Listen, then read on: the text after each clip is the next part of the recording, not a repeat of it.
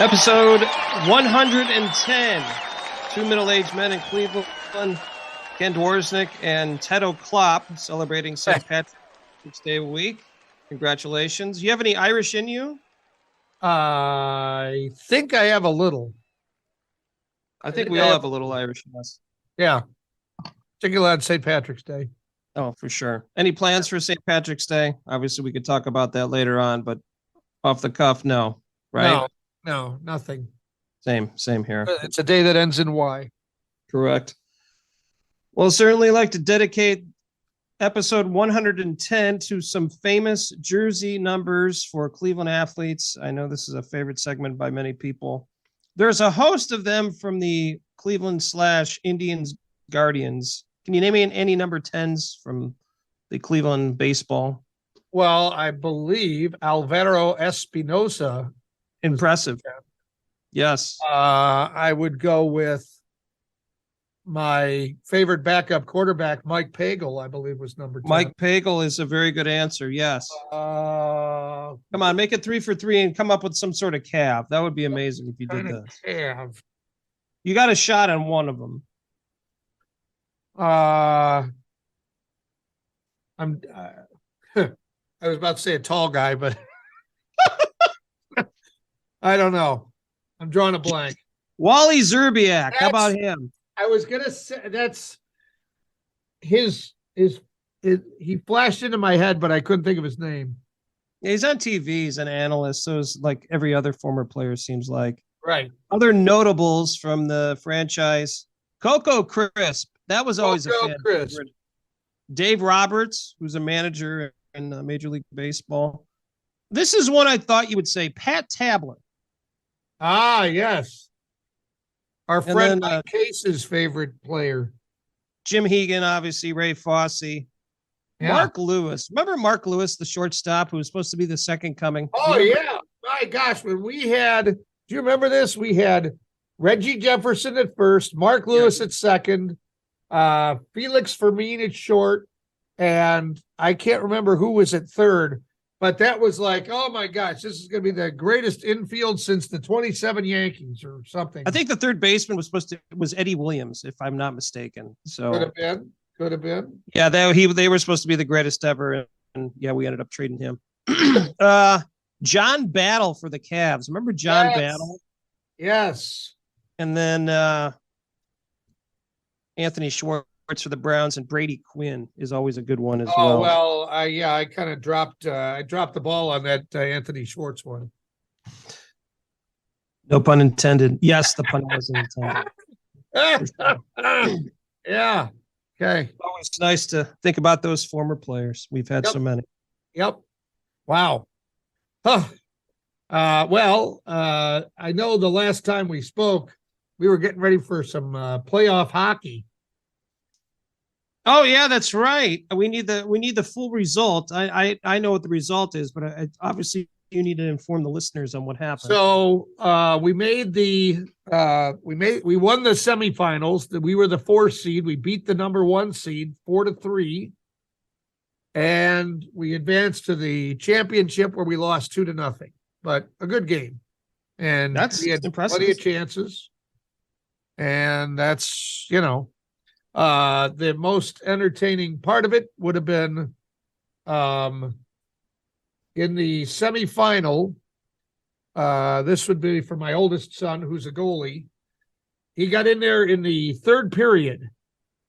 He splits time with another goalie. And he got in there in the 3rd period.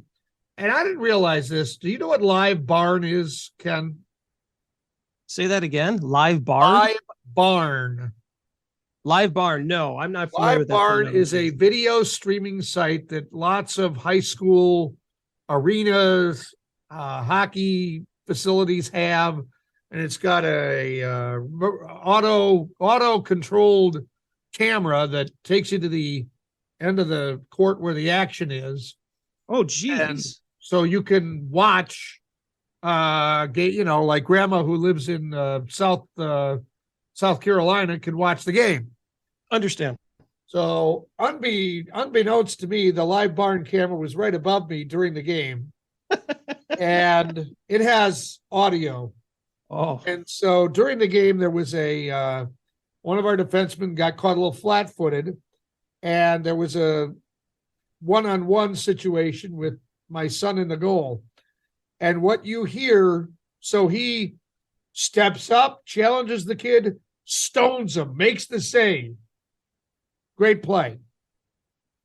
The audio you hear is, oh my God, oh my God, oh my God, oh my God, oh my God, oh my God, oh my God, oh my God, oh my God, oh my God, oh my God, oh my God. That's, well, at least you didn't swear. yeah, that's true. But that was that was a highlight. That's unbelievable. So, okay, let's go back to this thing with Live Barn. So, was every game on Live Barn this year, or just this game? No, it depends on what arena you play at. Okay, If you're at an arena that has the Live Barn, then it's on there. that's unbelievable. So, like the Strongsville rink, OBM Arena, Yeah, they have it. sure. So, any game at OBM Arena, you can watch it live or video on demand for 30 days after the game. You paying for that? You have to pay?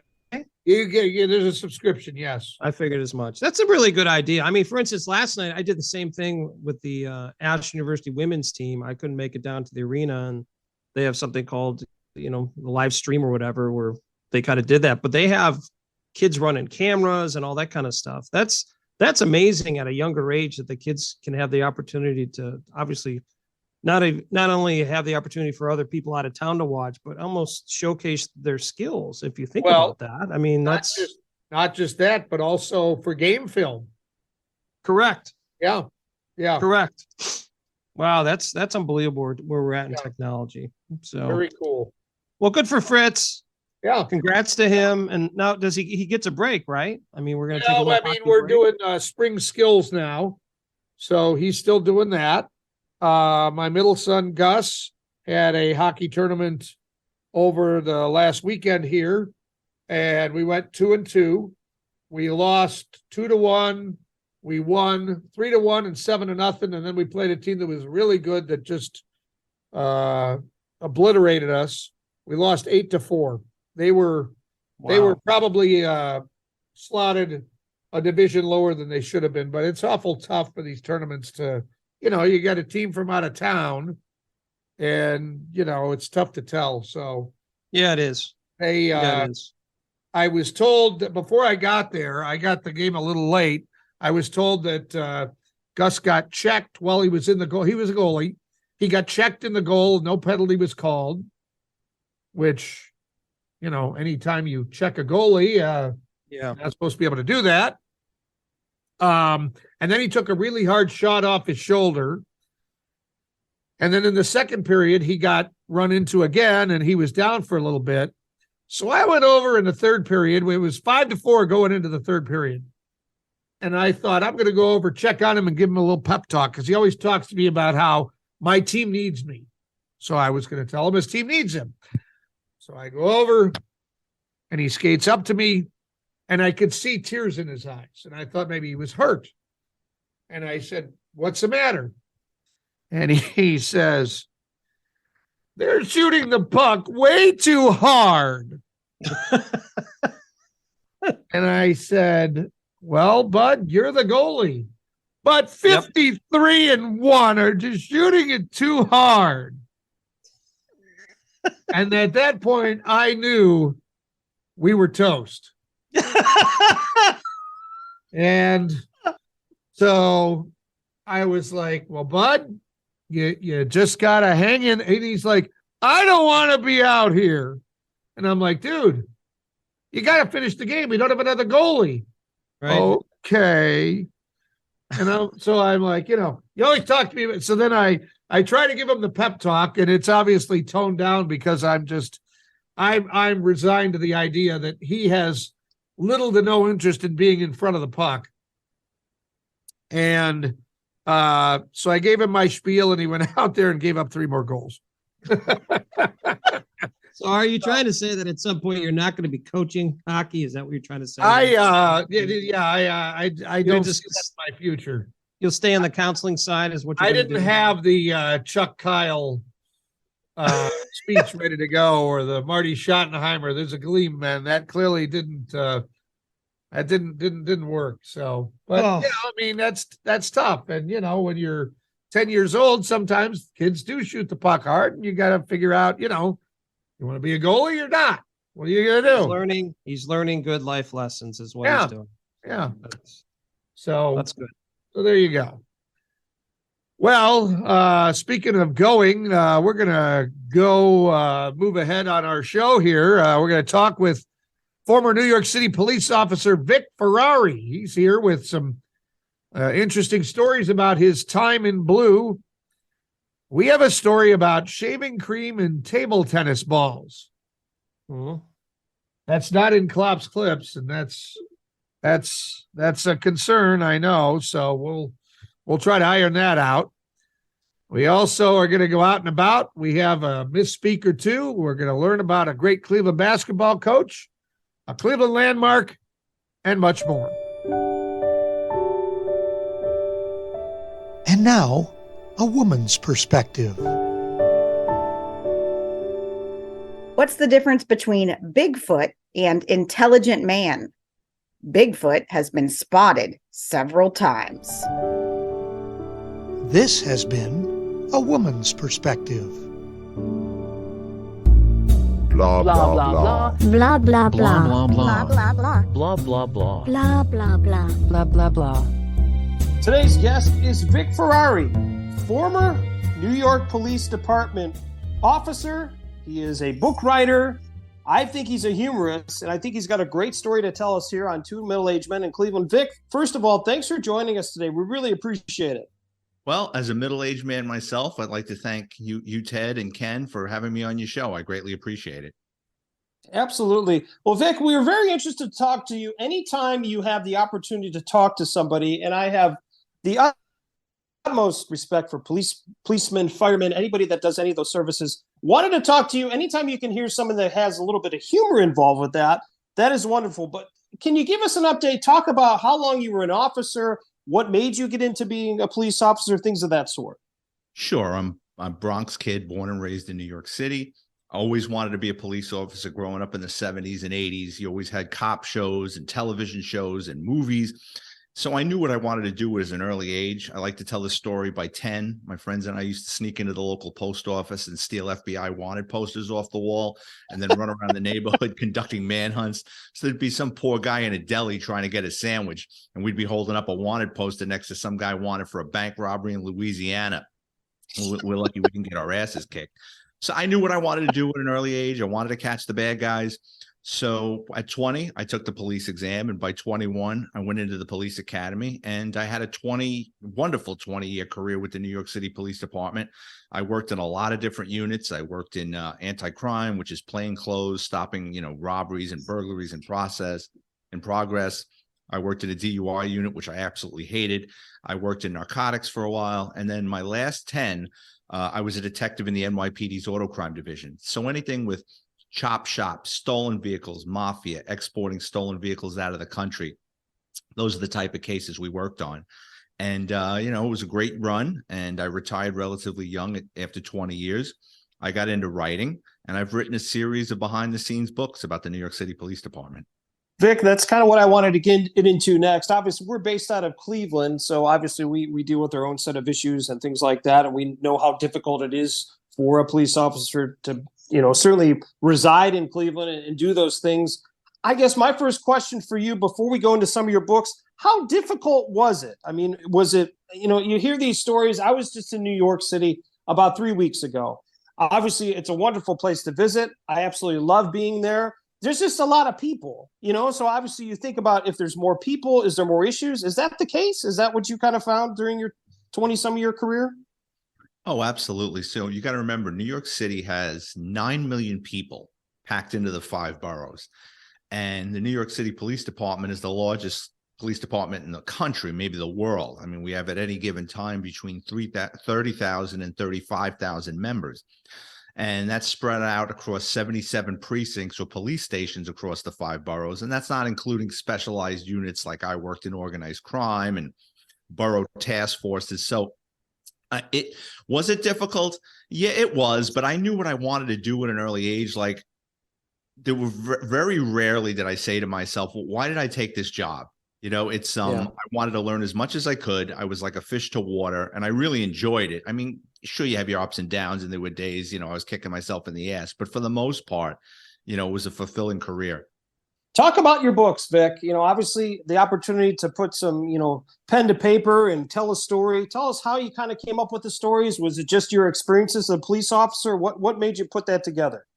I never really gave writing a second thought until I retired. I moved down to Florida. I got a job with a local police department down here, and it was not a good fit. I mean, it was a great police department, but I went from investigating organized crime in the largest police department in the world to Reno 911. And, it's, 40 something years old. I'm doing drunk drivers again. I'm doing domestic calls in the middle of the night. I had to take a half-day class on how to wrestle an alligator. And I'm like, can't we just shoot these things? Like, no, you got to carry duct tape and get behind them.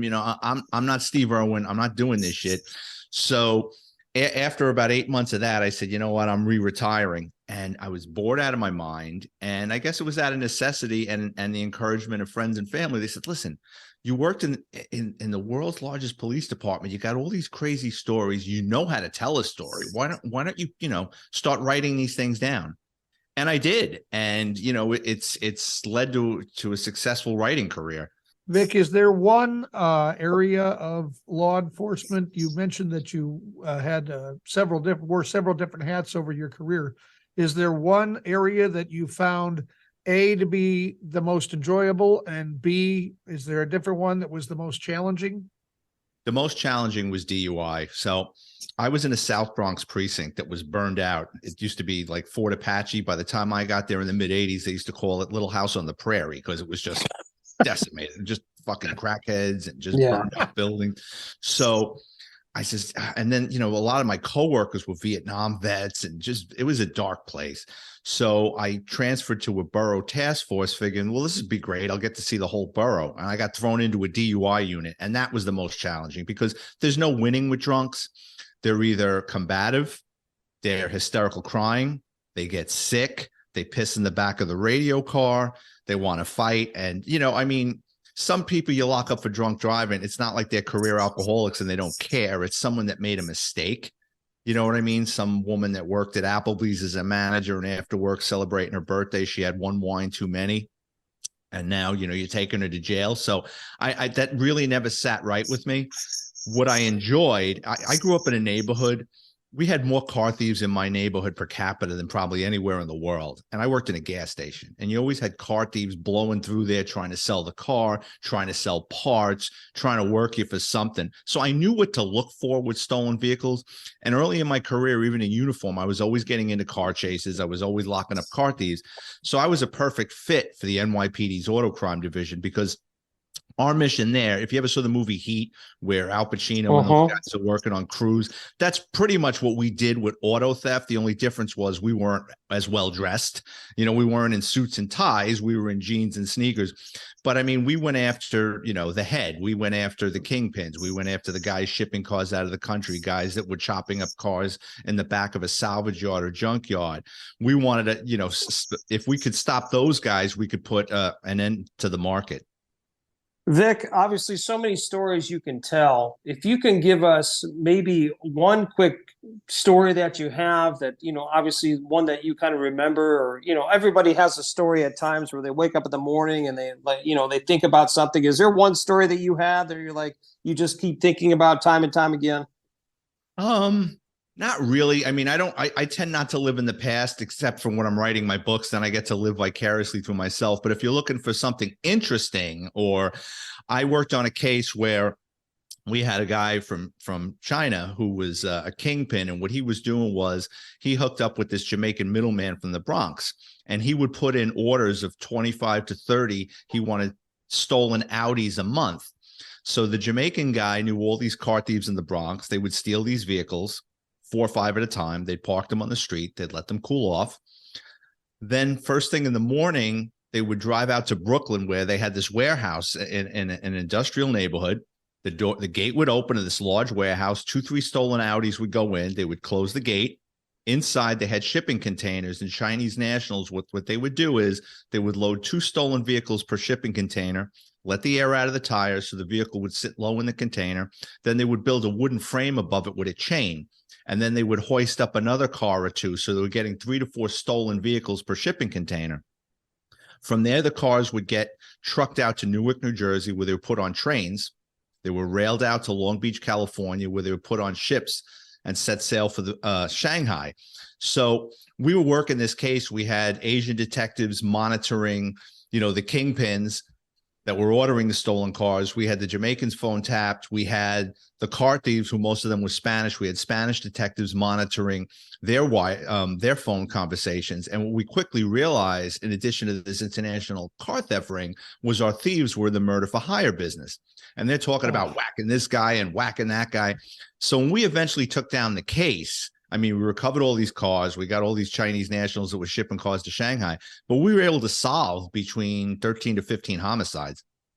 Oh my gosh. What's the time frame of this whole thing, from maybe when you guys started working on this till we kind of came up with all these ideas and found all this out? What's the time frame? Well, the Westchester County DA's office and the New York State Police were on these guys about a year before we came on board. We came on board probably early 1999, and I want to say we took that case down in early 2000. And but these guys were doing this for years, and the homicides went back. You know what I mean? So we were listening to their phone conversations, and they were bragging about stuff they had already done. And in one case during the wiretap, 2 of the thieves actually committed a homicide, and we were able to pull them off the playing field.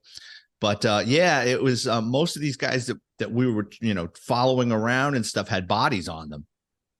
My gosh. You went through these experiences, you put these into books. Obviously I understand probably how you put this together is, you're not using names and all that stuff. You're just talking about stories. Do you ever have other people come up to you and said, hey, I read this story and I know more about this, or anything like that? Has that situation came to you? Well, the funny thing is, when I got into writing police books, I said to myself, the 2 things I don't want to do is I don't want to get anybody divorced, and I don't want to get anybody embarrassed or jammed up, right? Yeah. So you're right. With my books, I do change the names, the dates, the locations, but I might move a character from one story into another or embellish a little bit. But for the most part, these things happened. I was afraid of blowback, because I said to myself, I'll never forget, I had spent a year of my life putting this book together, and I had my finger on my laptop just about to upload the book onto the Amazon platform for sale. And I said, should I really be doing this? like, am I going to catch a lot of shit for this? And the funny thing is, my coworkers loved it. The next thing I know, I'm getting phone calls from guys and girls. You should write about this guy. Remember this? So yeah, oh yeah, absolutely. My colleagues and even people I don't know reach out to me through Facebook and stuff, because you got to remember, New York City Police Department is huge. So yeah. I get guys and girls reach out to me all the time, like I remember that happening and blah blah blah. So oh yeah, it's definitely memory lane. I can imagine, and you're going to have, as more people read your books, you're probably going to have more people. I can only imagine this is happening to you, not only for New York, but other areas, I imagine too, that are reaching out and say, hey, this would be a good story, or I have this story. Yeah, I think this is a really good idea, because in all honesty, I've heard of some other police officers, but not to the detail and talking about the stories you did. I think you really have, this is a really good idea, to be honest with you. This is really good. Vic, I'm sorry. Yeah. Well, I appreciate that. You know what it is? Cops over time, we're a reclusive group. Cops are not very trusting. And I spell that out in a couple of my books. Like when you approach a cop in the street, even to say hello, or for the most part, anybody that comes up to a cop has a problem. And what you're going to get is that stoic, robotic, yes, ma'am, no, ma'am, until they get to know you. You know what I mean? It's like a dog sniffing you. They'll talk to you all day long through the screen door, but they're not going to let you in. I try to humanize cops and explain what's going on behind the scenes, or at least my mindset, or it's like a backstage pass, because you see what goes on inside the station house, the politicking, the nonsense, the ridiculous roles and inside positions that are created that serve no purpose other than to have people just kind of, like, the NYPD's got more dead wood laying around, for termites. Yeah. And as I imagine, as I've talked to many other officers and people, obviously in that service industry, things change from when they started to when they were, at the point where they're basically done. Did you see the same thing? I mean, was it harder to do your job as time went on? Oh, absolutely. And I mean, I had it easy by NYPD standards. I mean, when you're a detective working in organized crime, you pretty much make your own hours. I mean, it has to get run by supervisors, obviously, and it has to be, by the needs of the department, what's going on with the case. But I mean, I didn't have to put up with the nonsense of a patrol cop, the ever-changing rules and regulations, but things were changing. And I had been in the same office for 10 years, and it became apparent after a while. It was like musical chairs. People were leaving. I was the old guy in the office at 41 years old, which isn't old, but when your supervisor's 27, 28 years old and has his own ideas, it was time to go. As great as I had it, I could see the writing on the wall. It was in crayon. And I said, you know what? I don't want, and I had seen it happen to other people, including my lieutenant. When you hang around too long, everybody, no matter how valuable you are in a position, outlives their usefulness. Because like you said, things change. So it was time to go. And I put in my papers and retired after 20. Wow. Well, good for you, to be honest, to have the opportunity to do that. So Vic talked about the books, certainly what's next on the horizon for you? You've written books. Are you looking to write some more? Is there other things you're looking to do? Yeah, I've written 6 books, working on my 7th, 4 of which are NYPD themed. To sell my books, I come on these podcasts and radio interviews, and I'm grateful for the opportunities. And I'm hoping at some point, somebody in Hollywood or television says, hey, you know what? This guy's got something that we could use. They option one of my books and I can become a consultant or, have my own show or, whatever. But I do enjoy writing the books. I mean, it's fun living vicariously through yourself. And then there's other times where I want to pull my hair out with a set of vice grips. But, it's a fun thing. Sure, absolutely. Well, Vic, thank you so much for the time. One last question for you. If people were interested about your books or more about you, do you have a website or where can they go to purchase your books? Sure. Just go on Amazon, go to the book section, type in my name, Vic, V-I-C, Ferrari, like the car, and my book library will pop up. And my book titles are NYPD Through the Looking Glass, Stories from Inside America's Largest Police Department, The NYPD's Flying Circus, Cops, Crime, and Chaos, Grand Theft Auto, the NYPD's Auto Crime Division, and NYPD Law and Disorder. And like I said, they're great books. There's no beginning, middle, end. They're great travel books. They're just chapters with short stories about the inner workings of the New York City Police Department. And if you want to get in touch with me, my social media handles on Twitter and Instagram is @VicFerrari50. Vic, we really appreciate the time. It's an absolute pleasure to talk to you. Once again, thank you for all your service and thank you for these wonderful books that we have the opportunity to experience some of the stories that you have to tell. Thank you so much. Ken, Ted, thank you so much. I really appreciate the opportunity.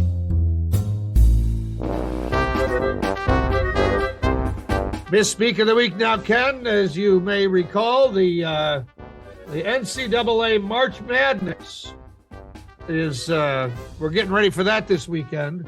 And we had the selection show last weekend, right?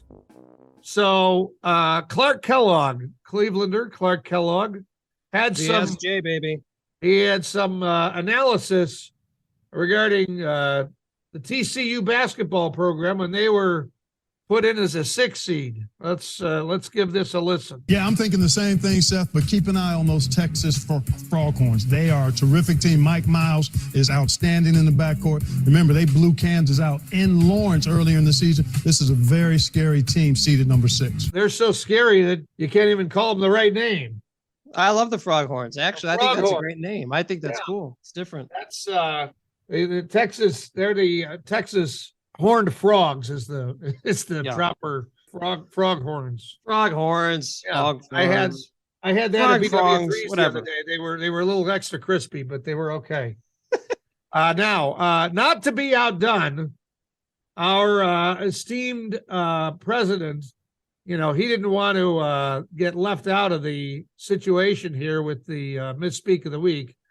And he gave an update. He talked about the February jobs report last week. This is what he had to say. I'm happy to report that our economy has created over 300,000 new jobs last month. And that's on top of 500,000 jobs we added the month before. All told, we've created more than 12,000 jobs since I took office. 12,000 jobs, Ken. This man is a job creator. Numbers are hard. We all know this. The addition part is struggling. That's Wow. So we got frog horns and 12,000 jobs. Do you think there's more misspeaks with our current president than any other president combined? I mean, it Well- certainly seems like that. There was plenty with Trump. Don't get me wrong. Right. We It seems kind of like he came has in so on the many. tail end of that. So and it'll be interesting to see whoever is elected, assuming we're still doing a show, which I don't know why we wouldn't be, but Yeah. It'll be interesting to see if the volume of misspeaks continues. We can only hope. I mean, we almost need to rename this segment like the presidential moment or something. 'cause Yeah, no kidding. it's so often that it's the president, the current president.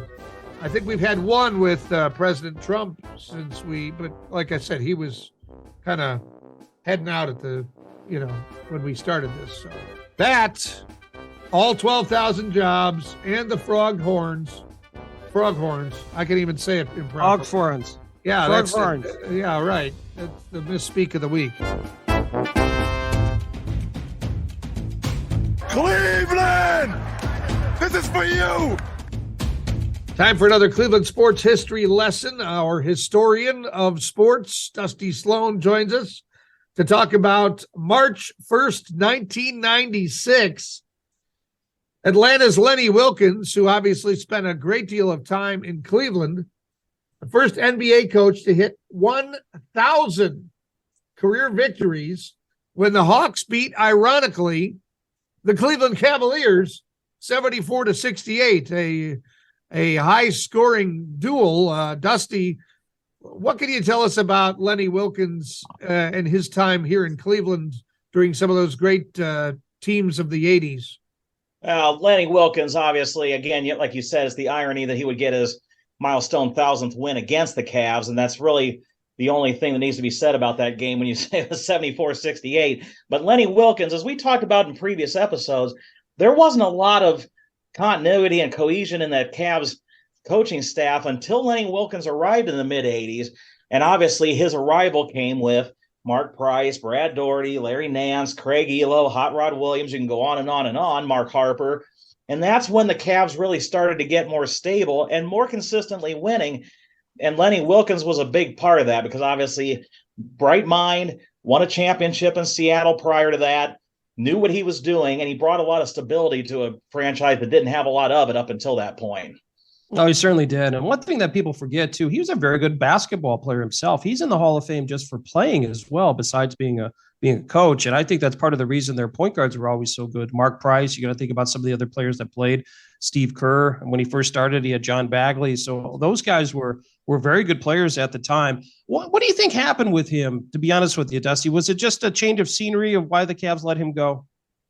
That would be my guess. I'd have to kind of look and see what all transpired back then. My memory's a little foggy on that, but it's the same with every sport and every coach. You talk about Andy Reid in Philadelphia with the Eagles. Eventually, you listen to one voice so much for so long, you need a change. The problem is, really, you went from him to Mike Fratello, and there was some winning there. But then again, after that, they kind of got stuck in changing coaches, and that continuity just wasn't there. So after a while, yes, you're winning, but then maybe you're not winning as much. And then the owner goes, well, we're going to make a change in coach. And that doesn't always work every time.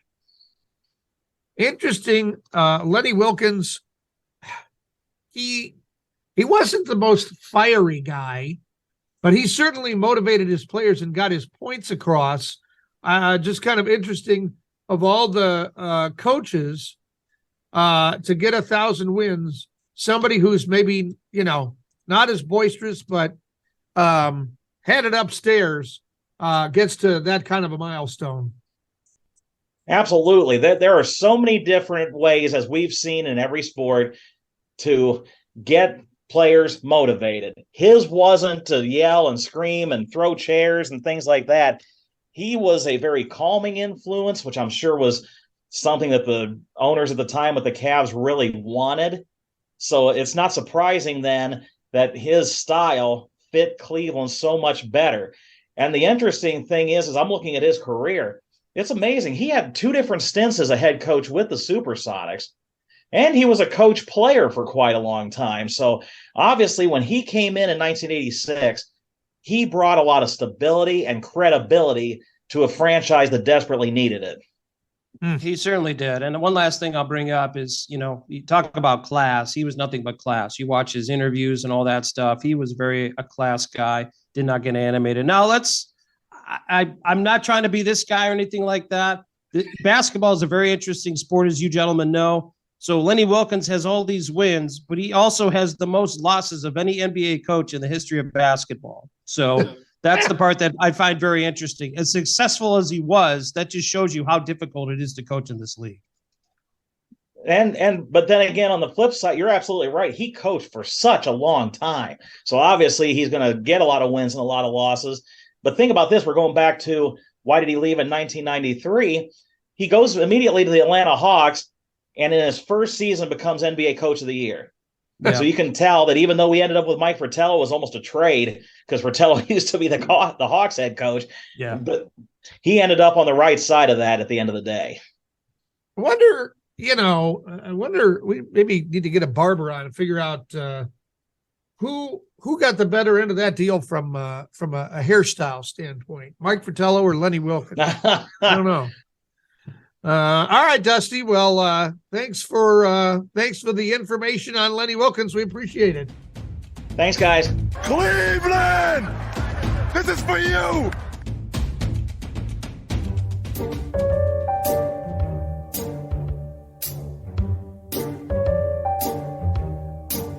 Ted, we are out and about Northeast Ohio.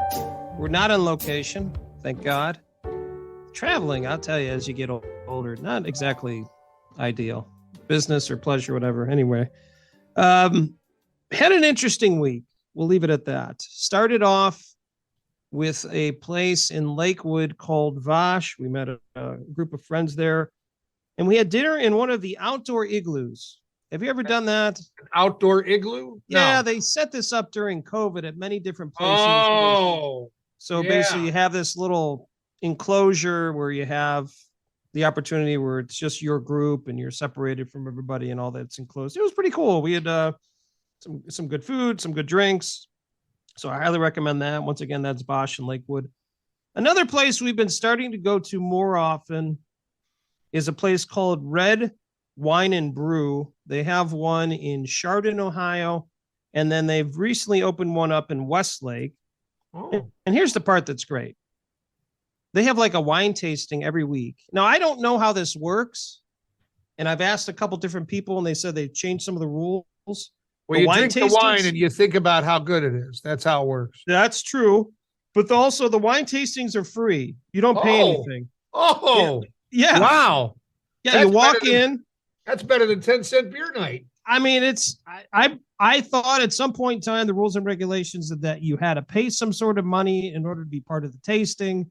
I was told now that's not the case. So you walk into Red Wine and Brew, you stand there, they give you a glass. We went this past Saturday, and they had a gentleman who's from Northeast Ohio who actually grew up in the Euclid area, and now he makes wine in California. And he's pouring all these different wines. We had 6 different wine tastings in a matter of like 15 minutes. Now we're not talking about a full pour, but it didn't cost anything. We ended up buying one of his bottles of wine and a couple other items. So I highly recommend that. Red Wine and Brew. You can check that on Facebook. Here's the classic for the week. Yeah. This was, I knew this was going to be the way it was. It was very interesting. I went to the Happy Dog, which is on right off of West 65th Street. Happy Dog. They had the Polish happy hour with our friend, DJ Kishka. DJ Kishka. It was everything I thought it would be and more. So DJ Kishka pulls out all of these vinyl Polish songs and plays them for like 2 hours. And then he pulls out his accordion and plays that. The place was packed. It was absolutely hilarious. A great time. The 2 hour or 3 hours went super fast. Not sure when they're doing it again, but it was a very good time. So hats off to DJ Kishka and the Happy Dog. Last item is I'm actually it's my son's birthday today. Well, actually earlier in the week, but we are going to celebrate. Once again, you just do the things you have to do. We're going to go to a Cavs game. Nice. So he wanted to see the Sixers play, so we're going to do that tonight. Cavs, Sixers, 7:30, Rocket Mortgage Fieldhouse. First Cavs game in quite a while, so it should be fun. Myself, my daughter, and my son will be attending, so we're hoping for a win. That's our out and about. I know you've been out and about to an extent. Anything above and beyond your hockey ventures? Well, Ken, we have hockey. We have now added, because we don't have as much hockey, we've added lacrosse. Oh, and baseball. Oh boy. Okay. So this is it's Dad Uber. Oh, Duber. Yeah. Full effect. What we got. Well, you can't be playing right now because of recent events here in the area. We've had some decent snow. Have you been able to get outside, or is this indoor stuff? Well, at the moment it's indoor. Okay. At the moment it's indoor. So it's There we go. Yep. And don't forget about Cub Scouts. We got that too. We got the big the Pinewood Derby. That's always your favorite. Pinewood Derby. I love it. I can't wait to come in last again and have my kids hate me. Oh, gosh. So my goal this year is to try to get a trophy for my oldest son because it's his last shot. And I don't know, maybe I'll just run up and grab the other cars when his one is. But that's where I've been out and about. I don't know. No, you've been out and about. You've been loving it. And everyone in Northeast Ohio, plenty of things to be out and about with. For St. Patrick's Day, we just ask you to do it safely. But Ted, it's been a pleasure to be out and about in Northeast Ohio.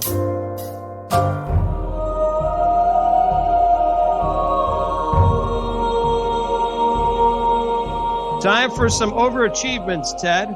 Okay. Oscar Lina of Australia is now the record book holder. Okay.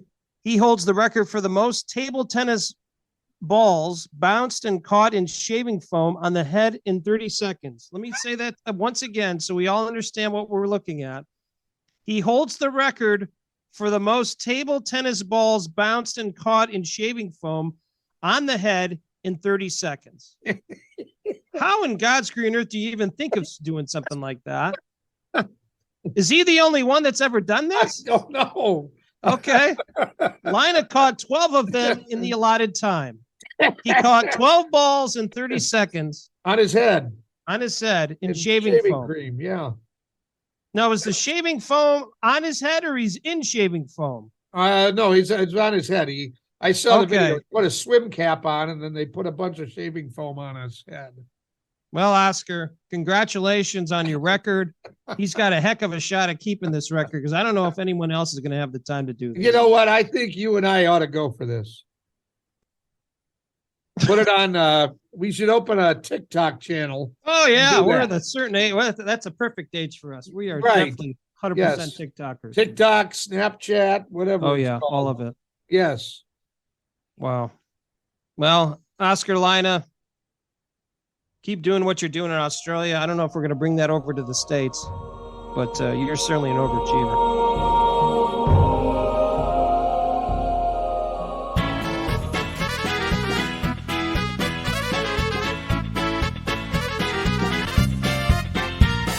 Time for another history lesson with our professor, John Grabowski. And John, I have an item to talk about today that I just think is fabulous. I had the opportunity to go here right around Halloween for a concert, Severance Hall. Please tell us what you know about Severance Hall and why it's such a great place. Oh my God. It's Severance Hall. If we have 2 hours, we could talk about the importance of Severance Hall, but it is the home of the Cleveland Orchestra.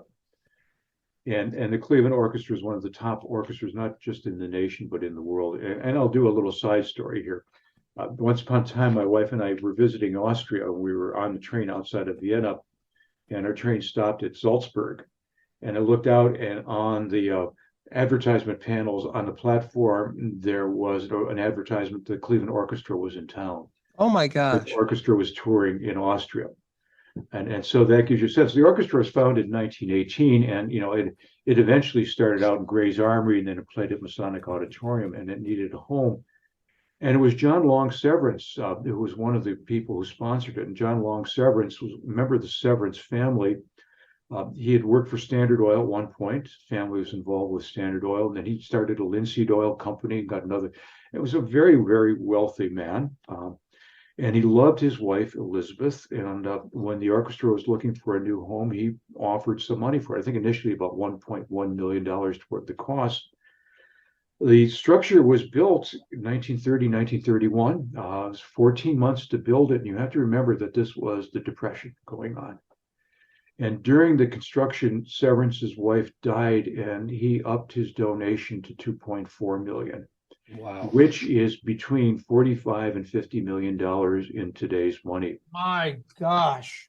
And he insisted that all the best materials be used in the hall. And the pattern in the ceiling of the hall is actually, it mimics one of the patterns of one of his wife Elizabeth's dresses.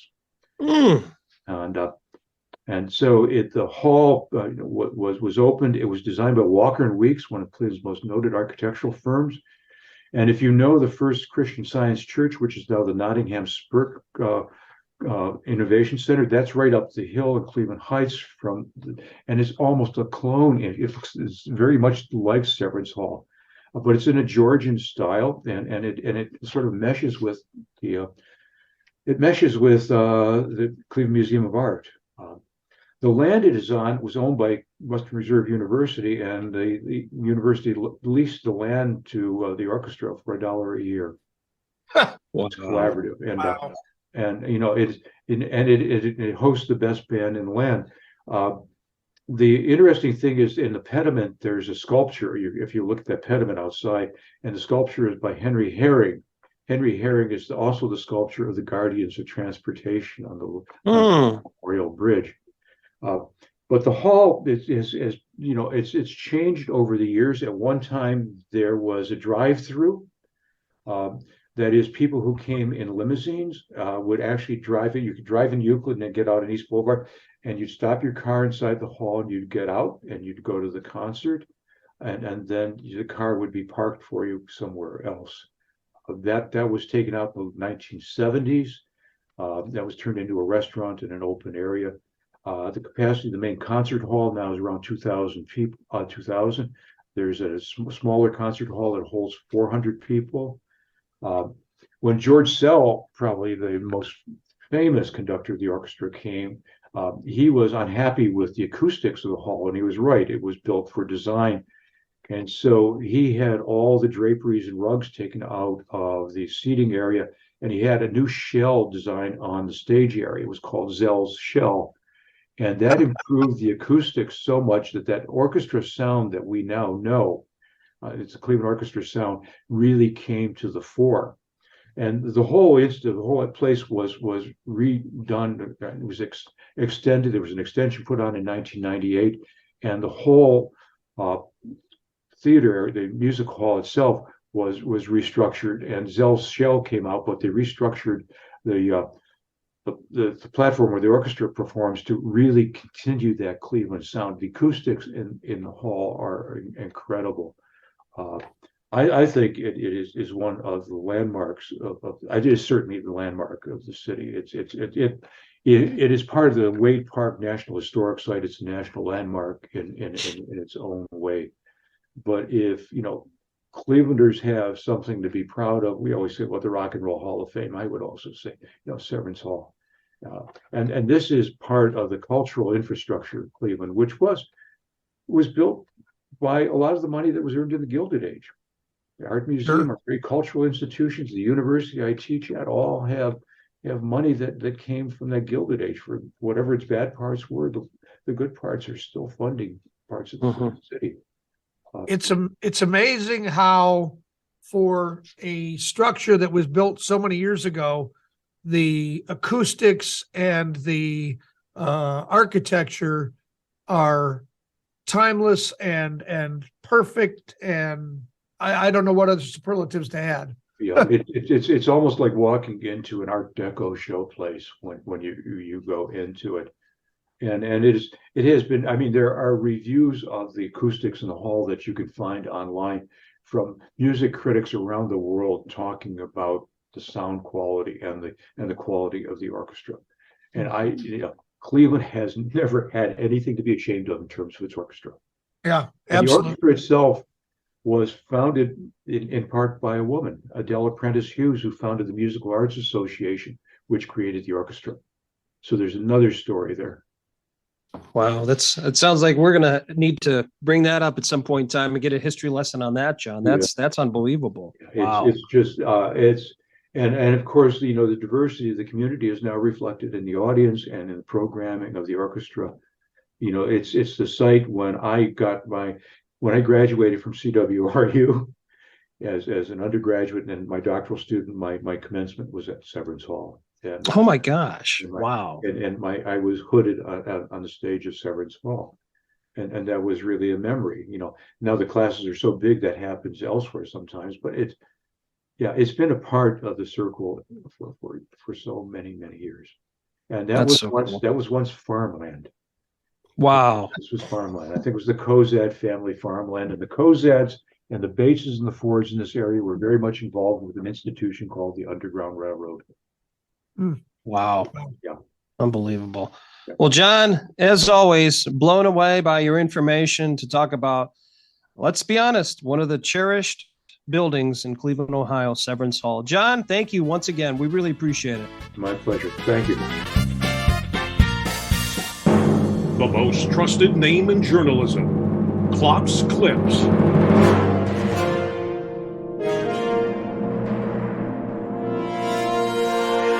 All right, Ken, here we go. The city of New York recently put up a new road sign for Jackie Robinson Parkway in Queens.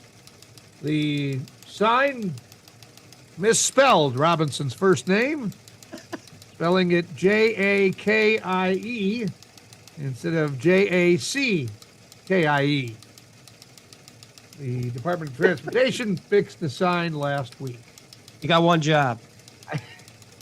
One job. Yeah. You can't say anything. That's bad. There you go. A woman in England spotted a heart-shaped potato in her bag of Walkers. That's a potato chip brand over there. She thought it was notable enough that she snapped a picture of it and sent it to some friends. Then she ate the chip. Her friend messaged her back too late not to eat the chip because Walkers was giving away 100,000 British pounds to whomever found the best heart-shaped crisp. The gaffe cost the woman about $120,000 US. Oh, I bet not good. Tasted great. Wow. A dog catching frisbees at the Louisville, Virginia Tech basketball game last week got a cheer, but not for what he caught, but rather what he dropped. The doggy dropped a deuce on the court at the end of his frisbee catching performance. Gosh. How about that? He was nervous. Yeah. And a complaint by a woman in Berlin, Germany has led to a change in the government's rules for swimming. The woman filed a discrimination lawsuit because she was not allowed to go topless at a swimming pool in the capital. So because of this, they've changed the rules. Torso coverings are now optional for everyone. Oh, good. Perfect. On a related note, I bought us 2 tickets to Berlin for next week to go swimming. Sports. This may be the biggest story coming out of spring training, courtesy of Giants broadcaster John Miller. The great John Miller was broadcasting during a split squad game between the Giants and the Arizona Diamondbacks. Here's a curveball, and that's in for a strike. I have to guess, the D-backs decided, the heck with the big leagues. Let's just not be a big league team for the split squad. Here's the 1-1 pitch, and a fastball swung on and missed by Bryce Johnson. It's 1-2. They have sent no public relations people over here, no information about who the manager is or anything at all about him. So if they don't want to be a big league team, we'll just treat them like a sandlot team. So they give us no information about anything. So one of those guys in a red shirt managing, and a right-hander, one of their right-handers on the mound, and there's a ball up and away. 3-2 the count. I mean, there's certain things that go along with being a big league team, like try to act like a big league team. 3-2 the count to Bryce Johnson. Here's Ciccone, and the pitch is bounced to second, over to his right, backhanding it, Castillo, and he throws out Johnson at first. See, I even had names. Did a little homework on what little we have, which is nothing whatsoever from the Bush League D-backs. John isn't taking it anymore. The Bush League D-backs. John Miller, don't mince any words. Tell us how you feel. That is outstanding. There's only one other guy I could see doing that, and you know who it would be. Yeah. Great Joe Tate. Yep. 100% correct. He would have said the exact same kind of stuff. So John Miller, not a fan of the D-backs media relations department. Bush League D-backs. I'm Ted Klopp. Hopefully this isn't Bush League, but that is news to me.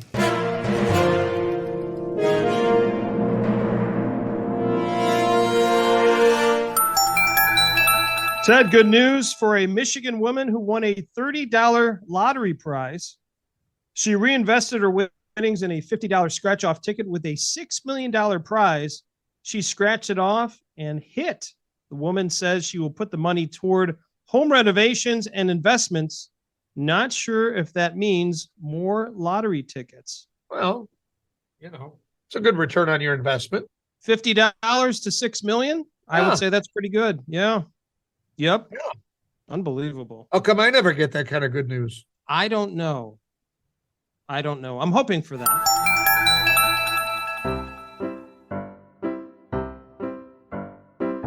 Oh no, not a dad joke. My wife was looking in the mirror the other day and said, "I feel fat. Give me a compliment." What did you say? Well, I paused and said, "Your eyesight's pretty good." That joke was horrible. Coming to the end of episode 110. 110. Wow. Unbelievable. Next time on our show, Dwayne Cerny is going to join us. You may not know who Dwayne is, but Dwayne is an expert at helping folks declutter or removal of semi-hoarding, you might say. Is that a good way to describe it, Ken? I think that'd be the way to say it. This is an interesting topic that I think affects many different people that listen to our podcast and above and beyond that. I am very interested to talk to Dwayne, what people can do to reduce their clutter, how they can sell it. Is stuff worth something? I'm interested in all these different questions. I have a list of questions for Dwayne. I'm ready to roll. Okay. Well, before we get there, we talked about St. Patrick's Day. Will you be going to the parade? No parade for me. I have a ton of work stuff that I have to do.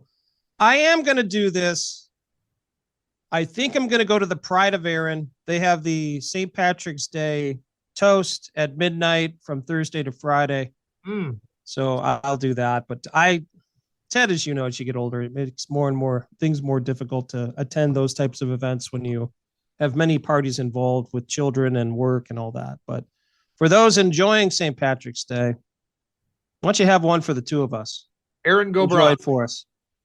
I don't know what that means, Aaron Gobra. Is that like I don't know. Toast or something? I don't know. It must be. We'll have to get an Irish expert on at some point in time. Yeah, I wish we had one. Yeah. Okay.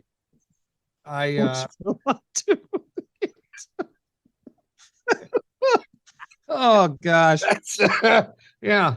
Well, that's a great way to end the show, Ted. So special thanks to Dusty Sloan, who I know is celebrating an Ashland University women's victory as they'll be making an appearance at the Elite Eight. So congratulations to them. Also, congratulations to Kent State, who's in the NCAA tournament, the men's team, and our local Cleveland State women's team. They've also made the NCAA tournament. They have 30 wins this year, by the way. Oh, my.